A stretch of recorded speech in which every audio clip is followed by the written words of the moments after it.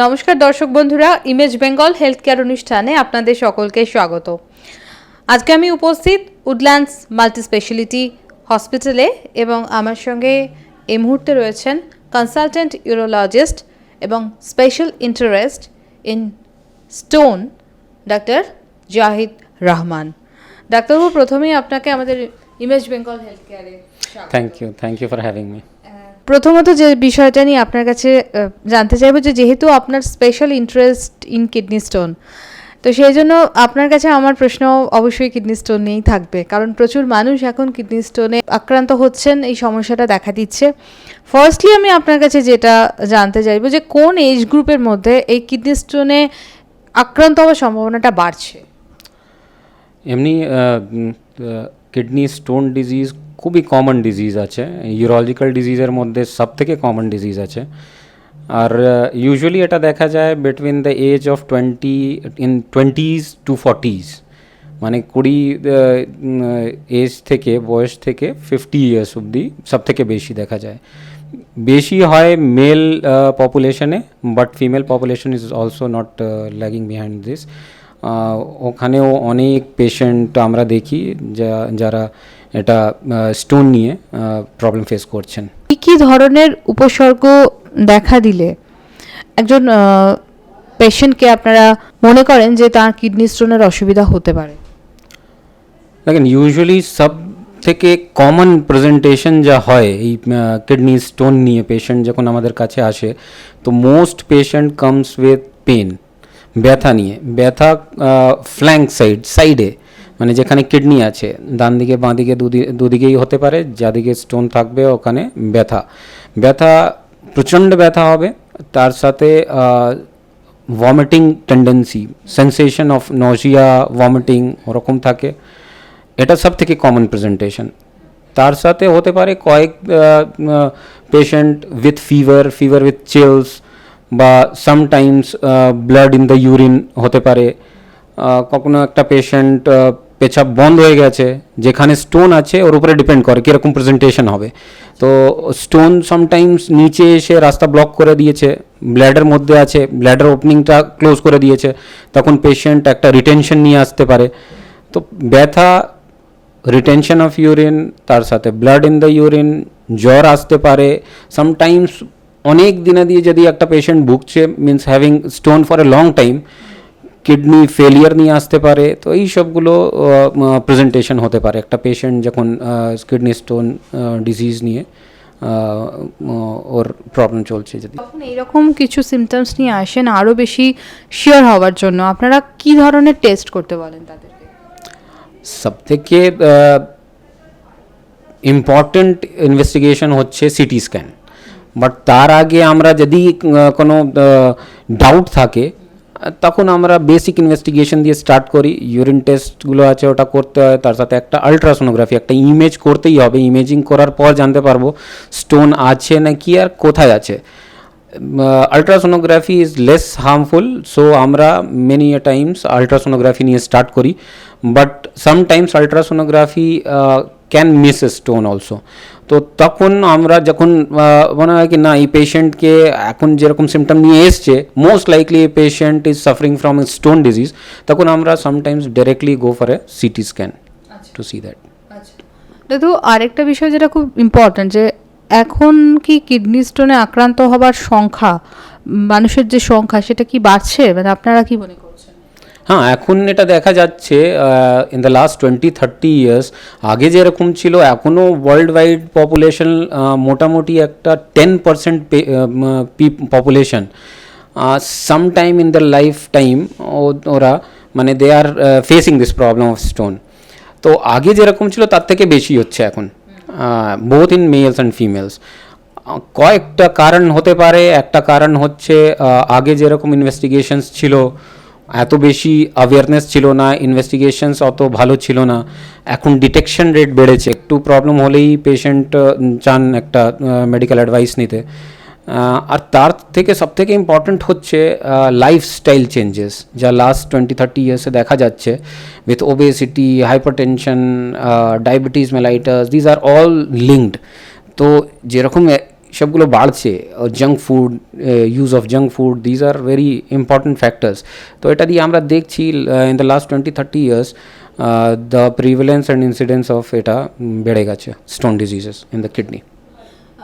এবার যেটা জানতে চাইবে যে স্টোন বলতেই আমরা বুঝি যে কিডনি একটা নরম অংশ, সেখানে একটা স্টোনের মতো শক্ত জিনিস।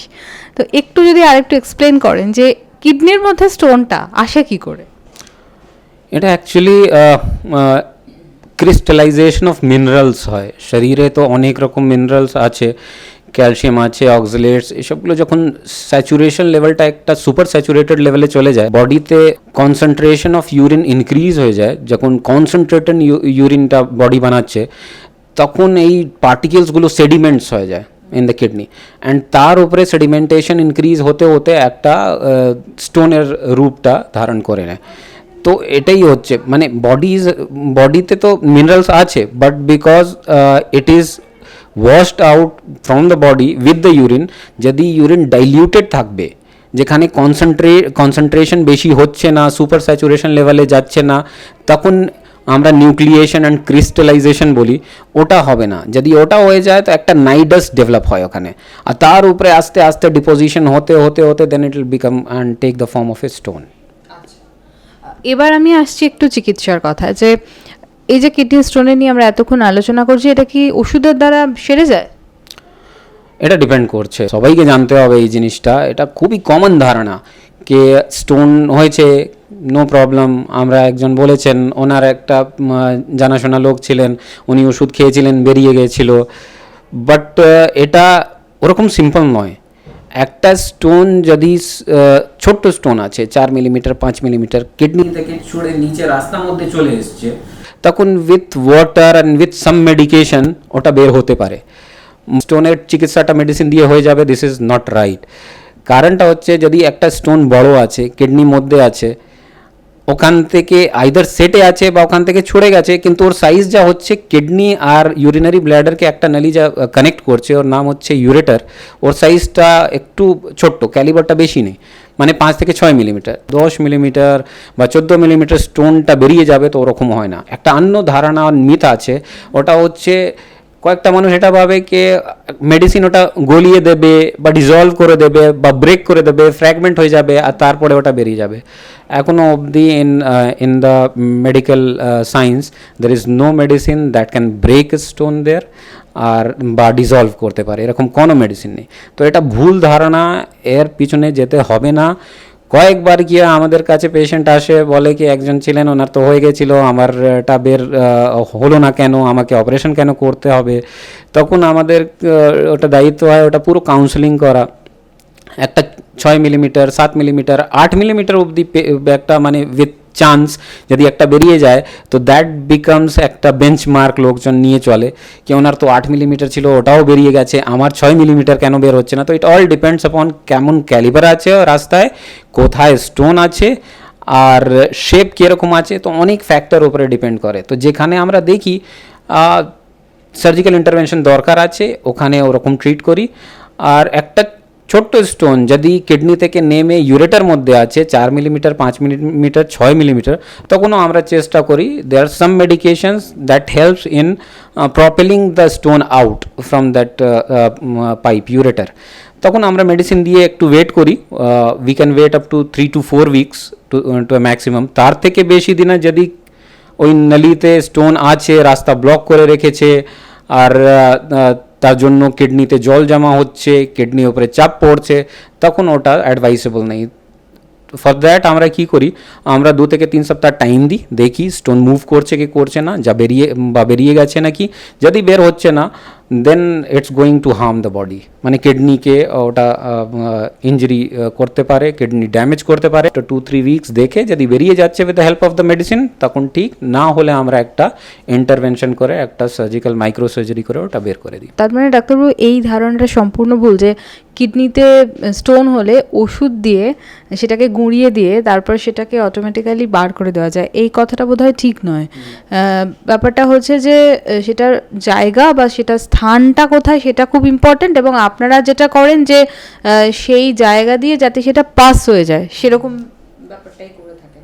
হ্যাঁ, অবভিয়াসলি যদি বেশি দেরি হচ্ছে, কয়েকটা পেশেন্ট আসে রাস্তায় স্টোন আটকে আছে, 6 মিলিমিটারই আছে কিন্তু আটকে আছে, কয়েক জায়গা কনস্ট্রিকশন থাকে, ইউরেটার মধ্যেও 3 জায়গা কনস্ট্রিকশন থাকে, মানে ক্যালিবারটা বেশি নেই, ওখানে জায়গাটা সরু, তো ওখানে এসে যদি আটকে আছে তাহলে খুব বেশি ওয়েট করা কোনো মানে হচ্ছে না। After 3 to 4 weeks they should undergo some kind of intervention to take out, otherwise in long term মানে ওই কিডনি ড্যামেজ হবে, কিডনি ফাংশনসটা কম্প্রোমাইজ হবে, তো those things are not good at long term, in a long term.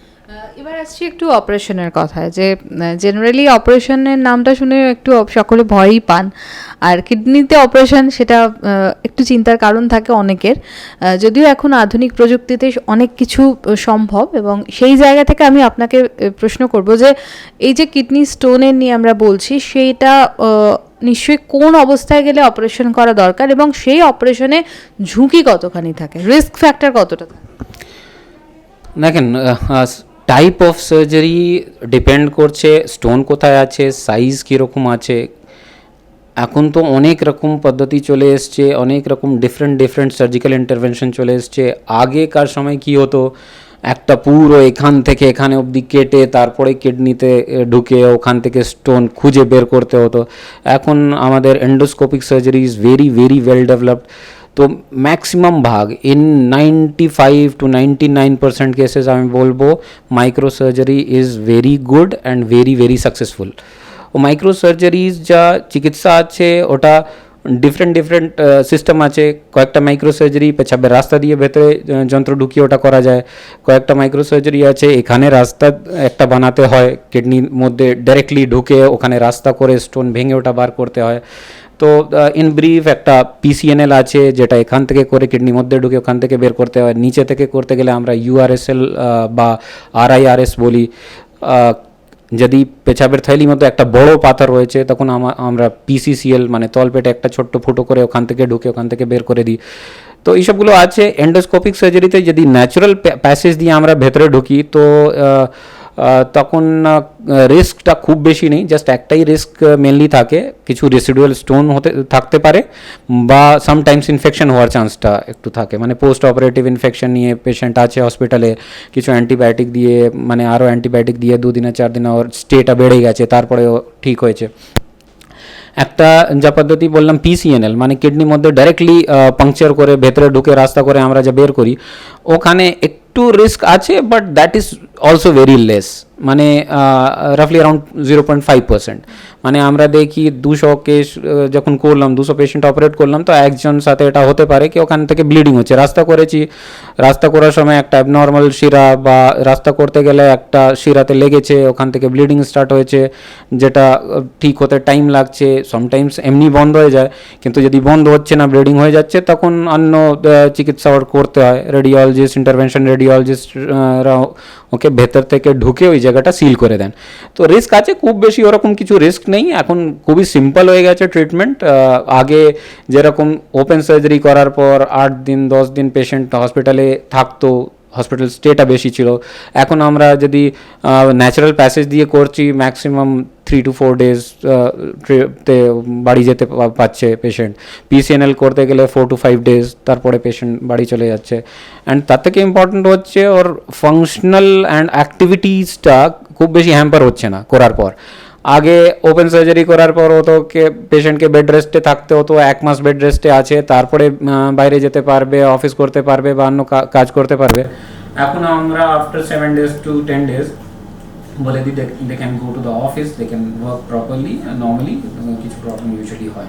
একজন pregnant woman তার যদি kidney stone ধরা পড়ে সেটা তার জন্য রিস্কি হতে পারে? এটা খুবই ইম্পর্ট্যান্ট। ডিউরিং প্রেগনেন্সি যদি একজনের মানে ধরা পড়ছে তার মানে হচ্ছে আইদার দুটো সিচুয়েশন হতে পারে। একটা সিচুয়েশন হচ্ছে ডিউরিং প্রেগনেন্সি ব্যথা হয়েছে, তখন আলট্রাসোনোগ্রাফি করা হয়েছে, তখন দেখা গেল কি স্টোন আছে। The second thing can be একটা নর্মাল আলট্রাসোনোগ্রাফি করতে মানে ডিউ টু প্রেগনেন্সি একটা আলট্রাসোনোগ্রাফি করতে গেলে জানা গেল। তো দুটো সিচুয়েশন ডিফারেন্ট। যদি সিমটোম্যাটিক স্টোন আছে তখন আমাদেরকে দেখতে হয় কতটা ক্ষতি করতে পারে, তখন আমাদেরকে দেখতে হয় কি ডিউরিং প্রেগনেন্সি এর ট্রিটমেন্টটা দরকার আছে নাকি। যদি এসিমটোম্যাটিক স্টোন আছে, একটা ছোট্ট স্টোন আছে কিডনির মধ্যে, তখন আমরা বলি কি ঠিক আছে, নো প্রবলেম, এখন প্রেগনেন্সিটা কমপ্লিট হোক, তারপরে আমরা ওটা ফলো আপ করবো, যেরকম দরকার পড়বে ওরকম চিকিৎসা করব। কিন্তু যদি স্টোনটা সিমটোম্যাটিক আছে, ওটা দিয়ে চান্সেস আছে প্রিমেচিওর ডেলিভারি হতে পারে বা ওরকম কিছু অবর্শন হতে পারে, বেশি পেন হতে পারে, তখন আমরা একটা মিনিমাম কিছু প্রসিজার করে ওটা চেষ্টা করি কি পেন হয় না আর সিমটমসটা সামহাও ওটা কম করা যায়। তো ওটার জন্য আমরা একটা মাইক্রোসার্জারি করে একটা স্টেন্ট বসাতে পারি। অ্যানেস্থেসিয়া একটু রিস্ক থাকে, বাট যদি রিস্কটা স্টোনের জন্য বেশি হচ্ছে তখন আমরা ওটা অপারেট করে ওটা বের করতেও পারি। আদারওয়াইজ একটা মিনিমাম প্রসিজার করে একটা স্টেন্ট দিয়ে সিমটমসটা রিডিউস করে দেওয়া যায়, আর আফটার প্রেগনেন্সি তারপরে আমরা ওটা ট্রিট করি। মানে সিমটোম্যাটিক আছে নাকি, ওটা দিয়ে কতটা রিস্ক, ইউরেটার মধ্যে আছে, ইউরেটার ব্লক করে রেখেছে, আর এখন এত বেশি ব্যথা হচ্ছে যেটা দিয়ে ওর পার্চুরেশন হতে পারে, অবর্শন হতে পারে, প্রিমেচিওর লেবার হতে পারে, ইন দোজ কেসেস ওটা চিকিৎসা করতে হয়। তো একবার কিডনি স্টোন ধরা পড়লে ওষুধের মাধ্যমেই হোক বা সার্জারির মাধ্যমেই হোক, আপনারা যেভাবেই হোক নিরাময় করলেন, তো আবার কি কিডনি স্টোন হতে পারে? হ্যাঁ, এটা খুবই কমন। বেসিক্যালি যা আমরা স্টাডি করেছি, যতটা এর মধ্যে পাবলিকেশনস আছে, রিসার্চ আছে, ওটা দেখা যাচ্ছে কি ইন ওয়ান্স স্টোন ফর্ম করেছে তারপরে in the next 5 to 10 years chances আছে 50% more than a normal population আবার স্টোন হবে, রিকারেন্সের চান্সটা খুবই বেশি। হ্যাঁ, ইন ফার্স্ট ইয়ার রাফলি মানে পার ইয়ার এটা দেখা গেছে 10 to 20% চান্স থাকে। ইন 5 to 10 years যখন আমরা এক্সপ্লেন করি পেশেন্টকে, রাফলি অ্যারাউন্ড 50% ওর আবার স্টোন হওয়ার চান্সটা নর্মাল পপুলেশন থেকে বেশি থাকে। ওর কারণটা হচ্ছে একটা লাইফস্টাইল আছে, আমরা অনেকটাই চেষ্টা করি বোঝাতে কি এরকম এরকম করতে হবে, this has to be followed, জলের পরিমাণটা কেমন ওটা করতে হবে, তার সাথে একটা জেনেটিক ফ্যাক্টর থাকে, তো অনেক রকম ফ্যাক্টরস আছে, তো রিকারেন্সের চান্সটা থাকে। রিকারেন্সের ক্ষেত্রে কি সেই উপসর্গগুলো দেখা যায় যেগুলো আপনি প্রথমে বলছিলেন, ভমিটিং, পেন অ্যান্ড ব্লাড আসা, এগুলো কি দেখা যায়? হ্যাঁ, সেম প্রেজেন্টেশন একদমই সেমই হবে। আবার স্টোন হলে স্টোন যেরকম প্রেজেন্ট করে ওরকম প্রেজেন্ট করবে। দেখো, এরকম কখনো হয় যে স্টোনটা আছে অথচ সাইলেন্টলি, কিন্তু পরে হয়তো একসময় খুব যন্ত্রণা হলো, সেটা মারাত্মক আকার নিল, এরকম কি হয়? এটাই সব থেকে কমন। ইউজুয়ালি যখন স্টোন কিডনিতে ফর্মেশন হয়েছে তখন ছোট্ট থাকে, একটা খানার মধ্যে থাকে, আমরা ক্যালিক্স বলি, ওখানেই প্যাপিলাতে ডেভেলপমেন্ট স্টার্ট হয়। তো ওখানে যখন ছোট্ট আছে বা সাইজটা বড় হয়ে গেছে তখনও কিছু প্রবলেম পেশেন্টকে হয় না, যদি এই স্টোনটা রাস্তাকে অবস্ট্রাক্ট করছে না, ইউরিন ফ্লো অবস্ট্রাক্ট যদি করছে না, তখন সিমটমস থাকবে না পেশেন্টকে। বাট এই স্টোনটা ওখান থেকে যখন because of weight or because of dehydration ওখানে পেরিস্টলটিক মুভমেন্ট দিয়ে যখন ওখান থেকে ছুড়ে যাবে, মানে সেটাই ছিল ওখান থেকে রিলিজ হয়ে গেছে, রিলিজ হওয়ার পর যখন রাস্তার মধ্যে চলে আসবে তখনই সিমটমসটা স্টার্ট হবে।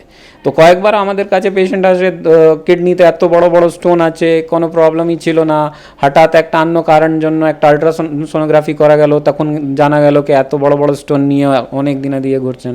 মানে একবারই যখন আমরা 3 সেন্টিমিটার স্টোন দেখি তো তখনই হয়ে গেছে ওরকম তো নয়, it is developing for a long time before that. তো এটা খুবই কমন, পেশেন্ট কাছে একটা এসিমটোম্যাটিক সাইলেন্ট স্টোন আছে, উনি জানেন না, হঠাৎ কিছু করতে গেলে জানতে পেরেছেন, বা ওখান থেকে রিলিজ হয়ে যখন রাস্তা ব্লক করেছে তখন হঠাৎ সিমটমস এসছে, আর তখন উনি মেডিকেল অ্যাডভাইসটা নিয়েছেন। সঠিক সময় যদি চিকিৎসা কেউ না করে তাহলে তার কি কি বিপদ হতে পারে? এটা খুবই ইম্পর্ট্যান্ট অ্যাকচুয়ালি। মানে স্টোন আছে, কয়েকবার পেশেন্টরা কী করেন, স্টোন আছে, ব্যথা হয়েছে, ব্যথার ওষুধ খেয়ে নিলেন, মেডিকেল অ্যাডভাইস নিলেন না, কোনো ইমেজিং করা হয়নি, আলট্রাসোনোগ্রাফি, সিটি স্ক্যান কিছু করা হয়নি, খুবই বেশি বিজি আছেন লাইফে, একটা যখন ব্যথা হচ্ছে তখন একটা ওষুধ নিয়ে নিচ্ছেন, তার সাথে কাজটা চলছে। তো এটা ইন 2 ওয়েজ হার্ম করে বডিকে। একটা হচ্ছে ব্যথার ওষুধ এমনি কিডনি উপরে ব্যাড ইফেক্ট হয়, কিডনি ফাংশনসকে কম করে, ডিস্ট্রয় করে, কিডনি নেফ্রন্সকে ডিস্ট্রয় করে। তার সাথে হচ্ছে যদি আপনি চেপে রাখেন, ওখানে রাস্তা ব্লক করে রেখেছে, আস্তে আস্তে কিডনিটা because of the pressure, because জল জমা আছে ওখানে, রাস্তা ব্লক রয়েছে, ওটা দিয়ে প্রেশার বাড়াচ্ছে কিডনির মধ্যে, আর কিডনির নেফ্রনসকে, কিডনি মাংসকে আস্তে আস্তে ড্যামেজ করছে। তো একদিকে তো এটা তো আমরা খুবই কমনলি দেখি কি একদিকে কিডনি পুরোটাই নষ্ট হয়ে গেছে, একটা স্টোন ছিল অনেক দিনের দিয়ে, উনি আইদার সিমটমস কম ছিল বা সিমটমসকে বেশি টলারেট করেছেন, বা যখন সিমটমস হতো তখন একটা ওষুধ খেয়ে তারপরে চালাচ্ছিলেন। তারপরে জানা গেল হঠাৎ একদিন আলট্রাসোনোগ্রাফি করে দেখা গেল কিডনিতে কিচ্ছু নেই, কিডনি জাস্ট একটা ব্যাগ অফ ওয়াটার মতো রয়ে গেছে, ওখানে মাংস কিছু নেই। তো মানে অলমোস্ট নষ্ট হয়ে গেছে, কিছু ভেতরে নেই, কাজ কিছু করছে না, এটা খুবই কমন। তো যদি ওরকম কিছু আছে তাহলে যা আলটিমেট এন্ড রেজাল্ট হতে পারে ওটা হচ্ছে কিডনি ফেলিয়ার। মানে দুদিকেই যদি স্টোনের জন্য প্রবলেম হয়েছে, দুদিকেই কিডনিটা ড্যামেজ হয়ে গেছে, তখন আলটিমেটলি পেশেন্ট মে ল্যান্ড, মানে লাস্ট যা হতে পারে ওটা হচ্ছে কিডনি ফেলিয়ার। কিন্তু সিমটমস না দেখা দিলে তো টেস্ট করার দরকার নেই। হ্যাঁ, ইউজুয়ালি সিমটমস নেই তো টেস্ট কেউ করবেই না, মানে জানতেই পারবে না যে ওটা কিছু আছে। বাট ওনাদেরকে তো কিছু অ্যাডভাইস করা যাবে না, যিনি জানেনই না ওটা চলছে। কিন্তু যখন রাস্তা ব্লক হয় তখনই ড্যামেজটা স্টার্ট হয়। রাস্তা যখন ব্লক হচ্ছে তখন সিমটমস হবে না, এটা ইউজুয়ালি হয় না। হ্যাঁ, স্টোন যখন একটা ক্যালিক্সের মধ্যে আছে, 1.5 সেন্টিমিটারও হয়ে গেছে, রাস্তা ব্লক করছে না, একটা খানার মধ্যে আছে, তখন হয়তো সিমটমস নেই। কিন্তু তখন কিডনি উপরে অত বেশি ইফেক্ট করছে না, কিডনি পুরো ড্যামেজ করে দিচ্ছে ওটা হচ্ছে না, পুরো কিডনি উপরে ইফেক্ট হবে না, জাস্ট ওই লোকাল এরিয়াতে একটু ইফেক্ট হতে পারে। কিন্তু এরকম পেশেন্ট মানে কিডনি ফেলিয়ার নিয়ে ইউজুয়ালি আসে না, ওখান থেকে ছুটে গেলে রাস্তা ব্লক করবে, তখন পুরো কিডনি উপরে ইফেক্ট হবে, আর তখন তো সিমটমস আসবেই। তো রিকারেন্স জন্য যা আমরা অ্যাডভাইস করি, বেশি জল খেতে হবে, ইউরিনটা ক্লিয়ার রাখতে হবে। মানে কয়েকবার পেশেন্ট এসে জিজ্ঞাসা করে কতটা জল খাবো, বাট অ্যাকচুয়ালি এর থেকে বেশি ইম্পর্ট্যান্ট হচ্ছে ইউরিন কালার ইজ ইম্পর্ট্যান্ট। যখনই আপনি দেখছেন ইউরিন কালার ইয়েলোইশ মতো হচ্ছে, তখন তার মানে হচ্ছে আপনার ইনটেক অফ ওয়াটার কম রয়েছে। তো ওটা এক্স্যাক্টলি বলা যাবে না কতটা জল খাবো, because everybody is in a different geographical situation, বাইরে কাজ করছে, ভেতরে আছে, এসিতে থাকে, তো কতটা দরকার। কিন্তু ইউরিন কালারটা ইম্পর্ট্যান্ট। মোটামুটি আমরা বলি 2 থেকে 2.5 লিটার ইউরিন আউটপুট রাখতে হবে, ওটা ইউরিন কালারলেস হোনা ইম্পর্ট্যান্ট আছে, মানে সাদা মতো বের হচ্ছে। মোটামুটি 3, 3.5, 4 লিটার, 3-3.5 লিটার জল খেলে ইউজুয়ালি কাজটা হয়ে যায়, ওরকম হয়। তার সাথে ইম্পর্ট্যান্ট হচ্ছে স্টোনের কম্পোজিশন কী আছে। যদি একজনকে হয়েছে তো স্টোনের কম্পোজিশন কী আছে ওর উপরে ডিপেন্ড করে। Usually calcium, oxalate, phosphate, uric acid, cystine, এই সবগুলো ট্রিপল ফসফেট, সবগুলো টাইপ অফ স্টোন, আর এটাই মিনারেলসটা থাকে যেটা দিয়ে স্টোন হয় ইউজুয়ালি। তো ক্যালসিয়াম অক্সালেট সব থেকে কমন হচ্ছে। তো ওখানে যদি একজনকে হয়েছে তখন রিকারেন্স না হওয়ার জন্য আমরা অ্যাডভাইস করি like spinach, tomato, then animal proteins are very important. এটা একটা আরও ধারণা আছে কি আমাকে ওটা হয়েছে, স্টোন হয়েছে, তো ক্যালসিয়ামের জিনিসটা খাবো না, মানে ডেরি প্রোডাক্টসটা একদম অ্যাভয়েড করার চেষ্টা করেন লোকজন, but actually it is not right. মানে ক্যালসিয়ামটা বেশি যদি ফুডে আছে, আপনার খাবারে আছে, তো ওটা অক্সালেট নিয়ে বের করে দেবে, কম হলে অক্সালেট সাথে যুক্ত হয়ে বডিতে চলে যাবে। তো ক্যালসিয়াম কন্টেনিং ফুডকে আপনাকে অ্যাভয়েড করতে হবে না। অক্সালেট যেরকম chocolates, junk foods, cold drinks, এইসবগুলো অ্যাভয়েড করতে বলি আমরা। তার সাথে ইম্পর্টেন্ট হচ্ছে ডেলি ফিজিক্যাল অ্যাক্টিভিটি, যেনাকে একবার মানে যারা এখনও ওটা ফেস করেননি, স্টোন হয়নি, ওনাকে প্রিভেনশন জন্য হেলদি লাইফস্টাইল খুবই ইম্পর্টেন্ট। জলের পরিমাণটা ভালোভাবে নিতে হবে, ইউরিন কালারটা ওটা রাখতে হবে। তার সাথে try to avoid obesity, hypertension, diabetes, এইসবগুলো মানে কাইন্ড অফ মেটাবলিক সিনড্রোম, মানে শরীরের মধ্যে আলটিমেটলি এর সাথে লিঙ্কড আছে স্টোন হওয়ার। তো এইসবগুলো যদি আমরা অ্যাভয়েড করতে পারি তখন স্টোন হওয়ার চান্সটা কম থাকবে। একটা খুব কমন বিষয় যেটা জলের ক্ষেত্রে আপনি বললেন যে অনেকের ধারণা যে প্রচুর জল খেতে হবে, এই প্রচুর জলের মাত্রাটা কত? সেটাই বললাম, এক্স্যাক্টলি বলা যাবে না। সবথেকে ইম্পর্ট্যান্ট হচ্ছে কালার অফ দ্য ইউরিনকে একদম ক্লিয়ার রাখতে হবে।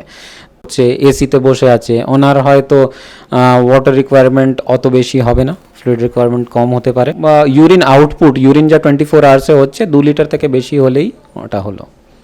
থ্যাংক ইউ ডাক্তারবাবু, আপনি এত সুন্দর করে আমাদের বোঝানোর জন্য। আবার আমরা নিশ্চয়ই আপনার সঙ্গে এই রকম ধরনের সমস্যা যেগুলো মানুষ ভুগছেন বা ভুগে থাকেন, আমরা সেই বিষয়গুলো নিয়ে আবার আপনার কাছে আসবো। আর দর্শক বন্ধুরা, আপনাদেরও যদি কোনো প্রশ্ন থেকে থাকে ডাক্তারবাবুর কাছে, অবশ্যই আপনারা কমেন্ট বক্সে লিখে জানান। সকলে ভীষণ ভালো থাকুন, সুস্থ থাকুন, নমস্কার।